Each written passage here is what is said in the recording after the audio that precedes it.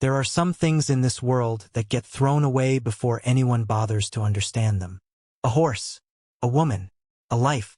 This is a story about all three. It starts at a livestock auction in the summer of 1887, somewhere in the dust-choked flats of West Texas, where the sun doesn't just shine, it punishes, where the heat bends the air into waves and makes the horizon look like it's breathing. A mare was brought out that day, black as a moonless night, with a white streak cutting down her nose like a lightning bolt frozen in time. She moved wrong. One leg dragged just slightly, just enough for the crowd to laugh. They called her lame. They sold her cheap. And the man who bought her, a quiet, weathered rancher named Cole Draven, he didn't say a word, just looked at her with those still, gray eyes of his. Eyes that had seen too much to be fooled by first appearances. But here's the thing. What he found when he looked closer, what he discovered about that horse, about the man who sold her, and about the woman whose fate was somehow tangled up in all of it. It would change everything. It would cost him everything. And it would force him to make a choice that no man should ever have to make.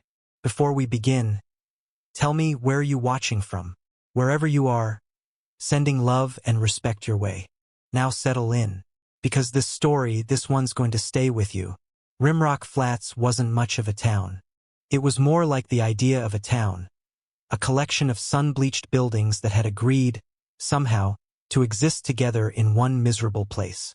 There was a general store with a crooked sign, a saloon that smelled of sawdust and old regrets, a church that hadn't seen a preacher in 2 years, and a wide dirt square in the center of everything where, twice a year, the livestock auction was held.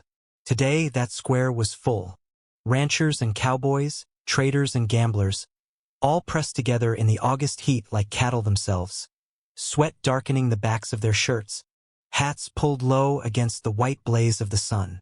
Kids ran between legs. Dogs circled the edges of the crowd. The smell of horse and leather and tobacco hung over everything like a low cloud. Cole Draven stood at the back. He always stood at the back. He was 41 years old, though he looked older, the kind of older that comes not from years but from hard living. His face was lean and angular, cut with lines that spoke of drought and loss and long silences. His hands were big and calloused, the kind that had mended 1,000 fence posts and buried more than a few things he wished he hadn't had to bury. He wore no gun, which was unusual in Rimrock Flats. Most men wore their pistols like jewelry. Cole had one. A weathered Colt tucked in his saddlebag, but he didn't like what carrying it said about a man. He had a small ranch 3 miles east called Draven's Hollow, 20 head of cattle, a few working horses, a mule named Henry who had an opinion about everything, and no family, not anymore. He hadn't come to the auction looking for anything in particular. He told himself that. The auctioneer, a fat, red-faced man named Cobb who wore suspenders over a stained white shirt, was working through the pens with the theatrical energy of a circus performer, calling numbers, pointing, slapping his hands together. The crowd responded with the dull energy of people who'd done this 100 times. Cole watched. He watched the horses mostly. He could read a horse the way some men read weather.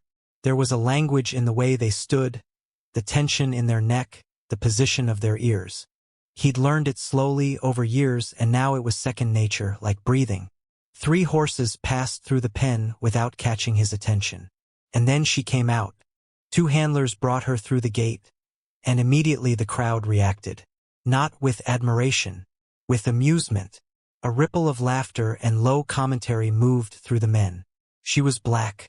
Deeply, completely black, the kind of black that looks almost blue in direct sunlight. Tall, with a broad chest and long legs. A white blaze ran straight down her nose, narrow and clean, like someone had drawn it there with a careful hand. Her mane was tangled and her coat was dull from neglect. But her right front leg, she moved on it wrong.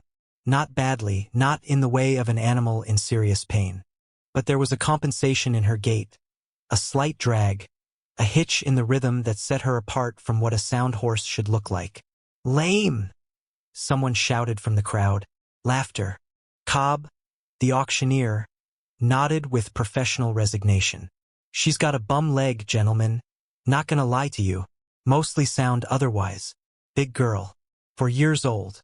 Seller's taking a loss on her and just wants her gone. Who'll start me at $5? $5. For a horse of that size and build, that was almost nothing. Cole didn't move. He just watched her. She stood in the pen with her head up. Not broken. Not defeated. Her ears moved independently, reading the crowd, reading the noise, reading everything. Her dark eyes swept the gathered men with something that wasn't fear. It was closer to assessment. Like she was deciding what she thought of them. Most of the crowd had already looked away, moving on in their minds to the next animal. Cole didn't look away. He watched the leg. Watched how she shifted her weight. Watched where she put her hoof when she stepped. And he noticed something. Something small. Something that, if you weren't watching very carefully, you would miss entirely. The hitch wasn't from inside the leg. It wasn't structural. It wasn't bone or joint. It was something on the outside. Cole pushed forward through the crowd. $7.50, he said quietly. Cobb looked up, surprised. We have $7.50. Anyone else? Silence. Sold, said Cobb. To the quiet man in the back. As Cole moved toward the pen to claim her, the man who'd sold her, a thick-necked cattle dealer named Ren Harlow, leaned against the fence nearby, picking his teeth with a sliver of wood. He watched Cole approach the mare with the amused expression of a man who just successfully passed off a bad debt. Soft in the head, friend? Harlow said with a grin. That horse ain't gonna be worth the feed you put in her. Cole looked at him. Just looked. There was something in that look, something flat and knowing, that made Harlow stop grinning. Cole said nothing. He just took the mare's lead rope and walked her slowly out of the pen and away from the noise and the crowd. And as he walked, he kept his eyes on that right front leg. Because he'd seen it now. He'd seen what everyone else had missed. And what he'd seen wasn't a broken horse. What he'd seen was a wound that someone had made. Cole took her to the far edge of town, where a line of cottonwood trees grew along a dry creek bed. Shade and quiet. Away from the crowd and the noise of the auction. Just him and the mare and the sound of the wind moving through the leaves. He tied her lead to a low branch, giving her enough rope to move comfortably, and then he crouched down beside her right leg and got to work. He moved slowly. With horses, everything was about slowness. Sudden movements bred panic. Patience bred trust. Cole had learned that the way he'd learned most things, through mistakes first, and then, if he was lucky, through understanding. The mare watched him. Her ears tracked him the whole time. Nervous but not wild. There was something in her that was willing to wait and see. Cole ran his hand down her leg. Feeling. Pressing gently at intervals. Reading with his fingers what his eyes had started to suspect. He found it about 4 inches above the fetlock joint. A small wound. Hidden under the long hair that ran down the back of the leg. Barely visible unless you parted the hair and looked directly. It wasn't bleeding anymore. It was old enough to have crusted over. But it was there, and it was deep, and it was not accidental. Cole sat back on his heels. He'd seen this before. Years ago, working with a horse trader out of San Antonio named Graves. Graves had shown him, not proudly but practically, in the way men who've seen the worst of their profession speak, how a small, precise wound in that location could cause a horse to favor the leg just enough to look fundamentally unsound. Just enough to kill the value. But it would heal. If treated properly, if given time, it would heal completely. And the horse would move like what it truly was, which, from the look of her, from the structure of her bones and the depth of her chest and the length of her stride, was something very close to extraordinary. Cole pressed his lips together. He sat there for a long moment in the shade of the cottonwood trees, thinking.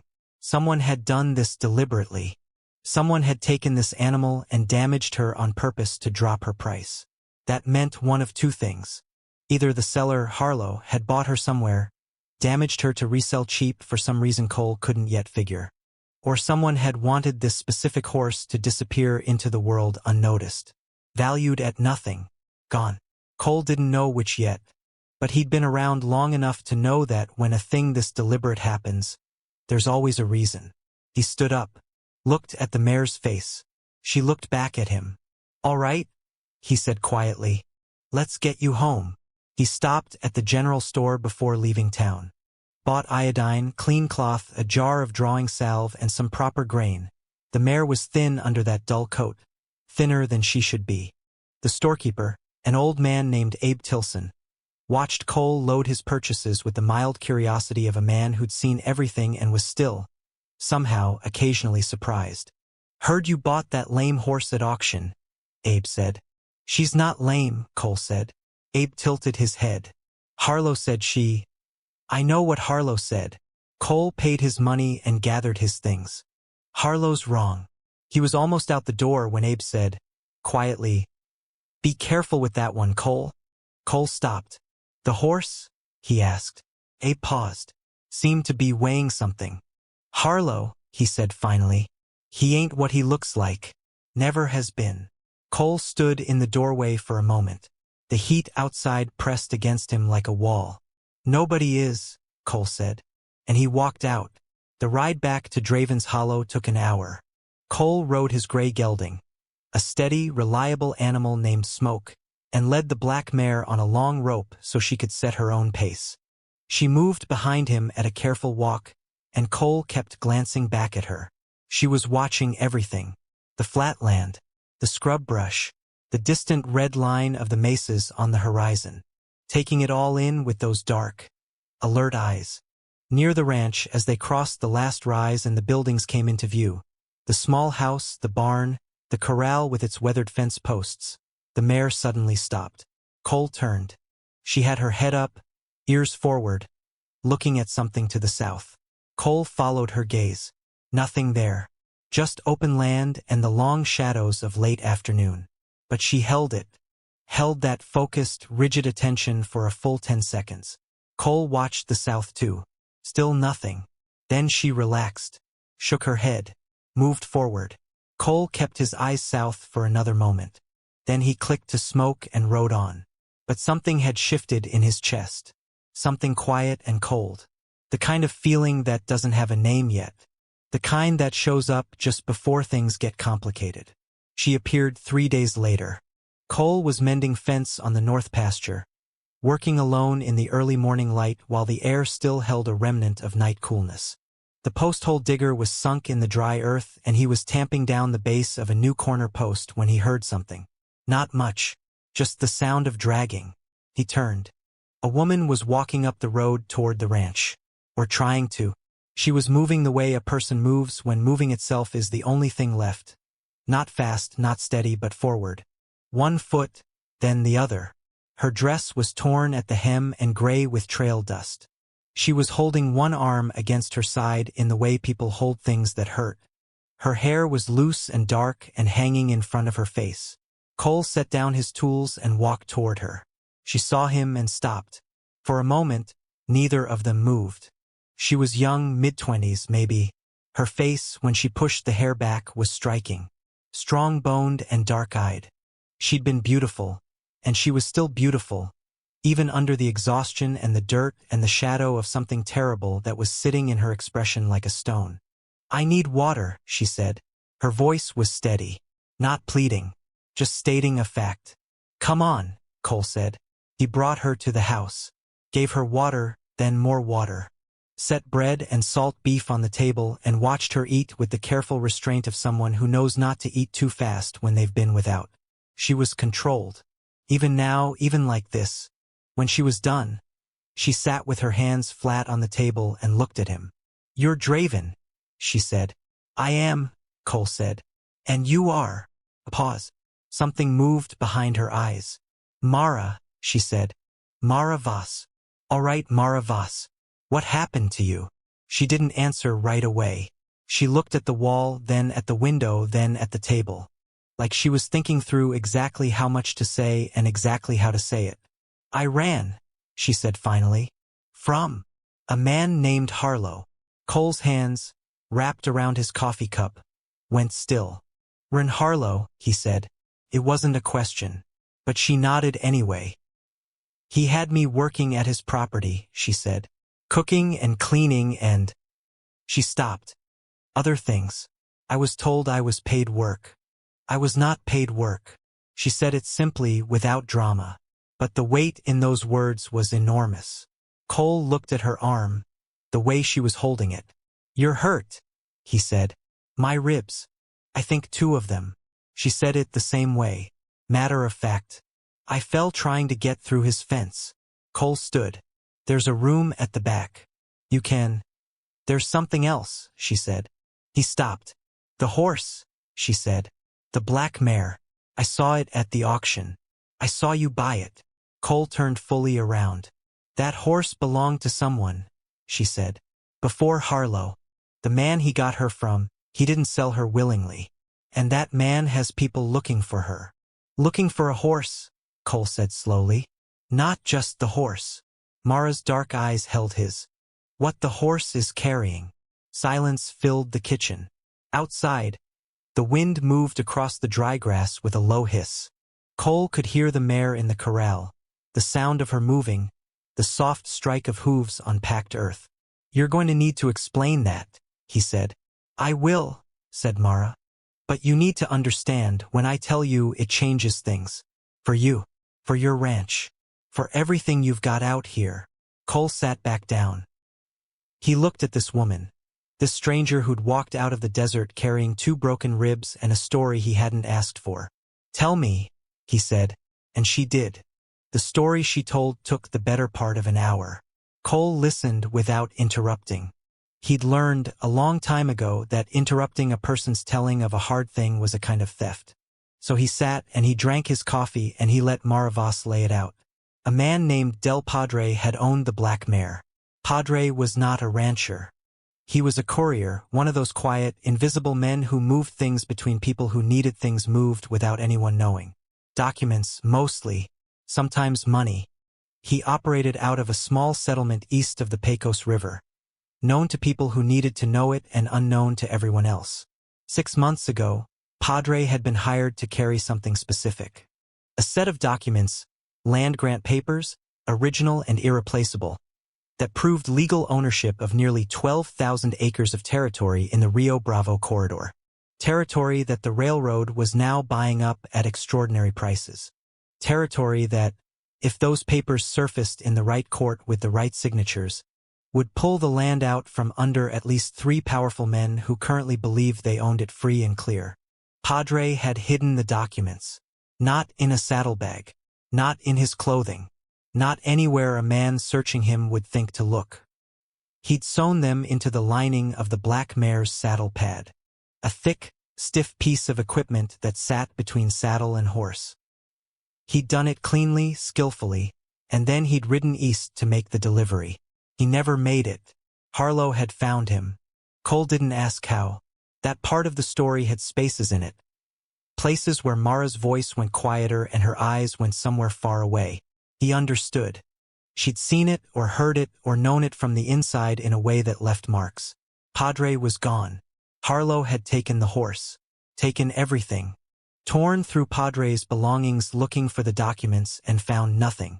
And this was the part that told Cole everything he needed to know about the kind of man Harlow was. Rather than look more carefully, rather than think, Harlow had simply decided the documents must not exist. Or must have been handed off. He dismissed the horse as worthless, made sure she looked worthless, and sold her at auction to close that chapter. He hadn't looked in the saddle pad. Nobody had looked in the saddle pad. Because the saddle pad had been sold with the rest of Padre's equipment to a different buyer at a different time, and had somehow, through the chaotic, careless logic of a livestock dealer's yard, been stored with the black mare's tack. It was in Cole's barn right now. He'd noticed it when he'd unsaddled the mare that first day. Old, worn, stiff. He'd set it aside with the rest of the tack without a second thought. Cole let that sit for a moment. 12,000 acres. Railroad money. A dead man. And Harlow. Why are you telling me this? Cole asked. Mara looked at him directly. Because Harlow will come looking eventually. Not for the horse, he's already dismissed the horse. But he will keep looking for the papers. And when he starts pulling threads, this thread leads here. You could have just told me to run, Cole said. To sell the horse and move on. I could have, she said. But Mara's jaw tightened. Del Padre was my uncle. The room was very quiet. He was a good man, she said. A careful man. He hid those papers because he believed what was in them mattered. He believed the people who were rightfully owed that land would finally have proof. And Harlow? Her voice broke, just slightly, then reformed. Harlow took everything. Cole stood up, walked to the window, looked out at the corral. The black mare was standing in the afternoon light, head up, watching the south again. Same direction she'd watched that first evening. Cole's jaw set. He walked out to the barn. Mara followed, slow, favoring her side, but following. He found the saddle pad in the corner where he'd stacked the old tack. Picked it up. It was heavier than it should have been. Stiffer than worn leather usually was. He turned it over in his hands. Along the inner edge, nearly invisible fine, careful stitching. Different from the rest. Newer thread. Cole pulled his pocket knife. Worked the blade carefully along the seam. The papers were there. Folded tightly. Wrapped in oilskin. Perfect and preserved. Cole unfolded one edge. Just enough to see the header. Official government print. Survey seals. Signatures with dates going back 30 years. He refolded it carefully. Looked at Mara. She had tears on her face. Not sobbing, just tears, running quietly. The kind that come when something you thought was lost turns out to still exist. What do we do? She asked. Cole folded the papers back into the oilskin. Set them inside his shirt against his chest. First, he said, I'm going to bind your ribs. You're no good to either of us walking around broken. And then, Cole looked out through the barn door at the open land beyond. Then, he said, we figure out how much time we have before Harlow comes. He didn't finish the sentence, but the look on his face said the rest. Not much. They came the next morning. 3 of them. Cole had slept lightly, the way he always slept when something was wrong, waking every hour to listen to the night. The black mare had been restless. Horses are better alarm systems than dogs if you know how to read them, and Cole knew. By 4 in the morning, she was pacing the corral fence, and by 5, as the first thin line of gray light appeared on the eastern horizon, Cole was dressed and standing at the window with his Colt loaded and his eyes on the south. He saw the dust first. 3 riders coming in at an easy pace. Not racing, that would announce urgency, panic. They came steady and unhurried, the way men come when they want to look like they belong to the landscape, like they're just passing through. Cole turned to the back room. Mara. She appeared immediately. She'd slept in her clothes, practical, the action of someone who knew how to be ready. 3, Cole said. From the south. Harlow's men, I'd guess. She nodded. Her face was pale but composed. There's a storm cellar under the house, Cole said. Trapdoor under the kitchen table. You take the papers and you go down there and you don't come out unless I open that door myself. Cole? This isn't discussion, he said. Quietly. Not harsh. Just final. She looked at him for a moment. Then she took the oilskin packet he held out to her, went to the kitchen, moved the table, lifted the trapdoor, and went down. The trapdoor settled back in place. He moved the table back over it. Cole walked to the front of the house and opened the door and stood in the frame as the 3 riders came up the road. He recognized 2 of them. Harlow's regular men. A lean, angular cowboy named Driss who wore his hat tilted back like he had nothing to worry about, and a shorter, heavy-set man called Pike who hadn't smiled in so long his face had forgotten the shape. The 3rd man Cole didn't know. Younger, maybe 20, trying to look hard but not quite there yet. They stopped their horses 20 yards out. Driss looked at Cole with the expression of a man performing boredom. Morning, Driss said. We're looking for a woman. Dark hair, dark eyes. Young. She might have come through here. Lots of people come through here, Cole said. This one would have been on foot. Maybe hurt. Lots of people are hurt too, Cole said. Driss let a beat of silence pass. Mr. Harlow just wants to make sure she's safe. She's a worker of his. He's worried. That's very touching, Cole said. Another beat. Driss's eyes moved past Cole to the house behind him. then to the barn, then to the corral, where the black mare stood watching with her ears forward, perfectly still. Something changed in Driss's face. It was subtle, very subtle, but Cole caught it, the small freeze, the flicker of recognition. "That's a fine horse," Driss said, his voice carefully neutral. "She is," Cole said. "Where'd you come by her?" "Rimrock Flats auction," Cole said. "Bought her off your employer, in fact." Driss tilted his head. His hand moved, not toward his gun, not yet, but in that direction. The direction of preparation. "Mr. Harlow might want her back," Driss said. "Mr. Harlow sold her to me for $7.50, Cole said. "She's my horse." The young one shifted in his saddle. Pike was very still, watching Cole the way predators watch things. "Here's what I'll do," Driss said, changing his tone, putting on something almost friendly. "I'll have Mr. Harlow come by himself. Talk to you directly, man to man. Work something out." Cole said nothing. "He'll be real reasonable," Driss continued. "Long as everyone's reasonable. Tell him he's welcome any time," Cole said. "My door's always open." A long pause. Driss pulled his horse around, nodded to the other two. They wheeled and started back south. Cole watched them go. They were halfway to the horizon when he went inside, made coffee, and sat down at the kitchen table. Above the trapdoor, the coffee was hot and bitter, and he drank it all. He thought about what he was holding, what was under his feet, what was coming. He'd lived on this land for 11 years, built the house with his own hands, post by post, buried his wife here, 5 years back, under the cottonwood on the east side of the property. He wasn't rich.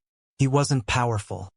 He was just a man with a small piece of ground and the conviction that what was his was his. But this wasn't just about what was his anymore.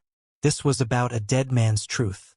About land that belonged to people who'd never stopped deserving it.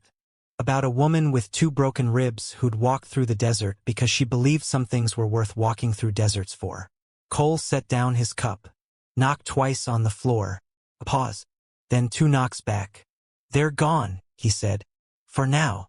He listened to the silence of the house. Outside, the black mare whinnied once, short and sharp, like a warning, or maybe like a promise. Harlow came at sunset, not with 3 men this time, with 7. Cole saw them coming from the ridge to the south. A long, dark line of riders moving through the golden light of the dying day, kicking up a thin trail of red dust that rose behind them like smoke. He'd been watching for them.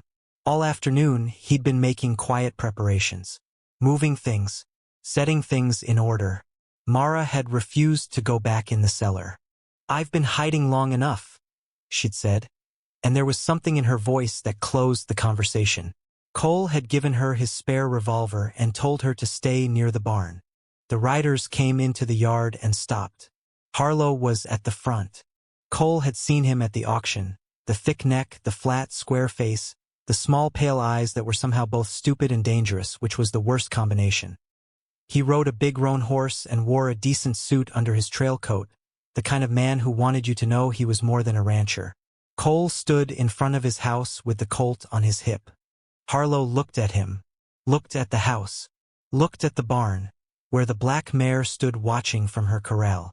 "Draven," Harlow said, "I understand we might have a misunderstanding to sort out." "I don't think we do," Cole said. Harlow smiled the way people smile when they don't mean it. "I believe you have something of mine. I have a horse I bought fair at your auction," Cole said, "and a woman who came to me for help. Neither of those things belongs to you anymore." Something shifted in Harlow's expression. The performance of reasonableness dropped away just slightly, just at the edges. "That horse," Harlow said slowly, "may be carrying something I need to recover." "Is that so?" Cole said. "I think you know what I'm talking about." Cole let the silence stretch. 7 men behind Harlow. Some of them were the kind who'd done this before. The casual way they spread out, unconsciously creating angles, was the movement of men practiced in violence. 2 or 3 were younger, less certain. The kind who follow because they're told to. "Here's what I know," Cole said. "I know Del Padre is dead. I know what he was carrying and why. I know those papers don't belong to you and never did. And I know 7 or 17 men doesn't change any of that. Harlow stared at him. The yard was very quiet. Just wind. Just the low sound of horses breathing. You're one man, Harlow said. I am, Cole agreed. One man with a lame horse and a runaway woman and a piece of property that can burn to the ground in 20 minutes. Cole heard something in that, a tell. Harlow didn't know the papers were off the horse. He was still guessing, still fishing. The papers are already gone, Cole said, and that was a gamble. But he watched Harlow's face and saw the truth of it. The flicker of uncertainty, the crack in the confidence. They're gone to a federal land office, Cole continued. Rode out this morning before your boys came calling. Should be in Laredo by now, if not further. Funny thing about papers. Once they're filed, can't quite unfile them. That last part wasn't true. But Harlow didn't know that. A long, terrible silence passed over the yard. Driss, to Harlow's left, was watching Cole with very careful eyes. Not a fool, Driss, he was reading the scene, calculating. His hand rested near his gun but hadn't moved toward it. Harlow's jaw was tight. He was thinking. Cole could almost watch the thinking happen, the calculation of risk, the assessment of what a federal involvement would mean, the understanding that 7 men killing 1 rancher and a woman became a very different kind of story if federal documents were already in the system. You're bluffing, Harlow said. Maybe, Cole said. You want to find out? Another silence. From the barn, the black mare suddenly let out a long, powerful whinny that cut the quiet like a blade. Every horse in the yard reacted, ears forward, heads up, the ripple of animal attention. Harlow's roan stepped sideways. In that moment of distraction, that half-second of movement, Cole didn't draw. He didn't need to. He'd spent all afternoon on one other thing. 300 yards to the east, on the ridge that overlooked the hollow. He'd sent his neighbor's boy, young Tommy Hale, 15 years old and the best shot in the county, with a note, a rifle, and instructions to light a signal fire at Cole's signal. Cole raised his left hand, 2 fingers up. On the ridge, a flame bloomed orange against the deep blue of the coming night. Then another. Then a third. Further along, the boy had moved, creating the impression of multiple positions. Harlow's men saw it. The younger ones reacted immediately, turning in their saddles, watching the ridge, uncertain. Those are territorial deputies, Cole said evenly. I sent word yesterday when your men came by. They've been watching this road all day. It was a lie wrapped around enough truth to hold its shape. Harlow stared at the fires on the ridge. Cole watched the man's certainty erode. He could see it happening, the calculation tilting, the risk multiplying, the picture of a clear and easy resolution disappearing into something complicated and public and dangerous. Harlow pulled his horse around. He didn't say anything. He just looked at Cole one last time with those pale, flat eyes, and in them Cole saw something he recognized. Not defeat, not fear exactly. The look of a man making a note. Not done, just postponed. Harlow rode south. His men followed. Cole stood in his yard and watched them until they were out of sight and the dust had settled and the only sounds were the wind and the horses and his own breathing. Mara came out of the barn. She stood beside him, the revolver still in her hand, looking south. That won't be the last of it, she said. No, Cole agreed. The papers need to actually get to Laredo. Yes. She was quiet for a moment. I can take them. I know the route. I know who to give them to. Cole looked at her. Your ribs, he said. Will hold, she said. He looked back south. The horizon was red and purple now, the sun nearly gone, the stars beginning to show in the darkening east. There's a faster route, he said. Longer but safer. I can draw it. All right. And you'll need a good horse, he said. He turned and looked at the corral. The black mare stood in the last of the evening light. Her coat had changed in 3 days of good feed and clean water. It held a depth now, a sheen. The white blaze caught the last of the sun and glowed. She was watching them, both of them. She's not lame, Cole said quietly. No, Mara said. She never was. Maravas left Draven's Hollow before dawn. Cole wrapped her ribs tight and gave her supplies and the best map he could draw from memory. Every back trail, every water source, every waypoint between here and the Rio Grande. He gave her the oilskin packet and watched her check the papers one more time in the lamplight, fingers moving over the edges like she was confirming something she still couldn't quite believe existed. She rode the black mare.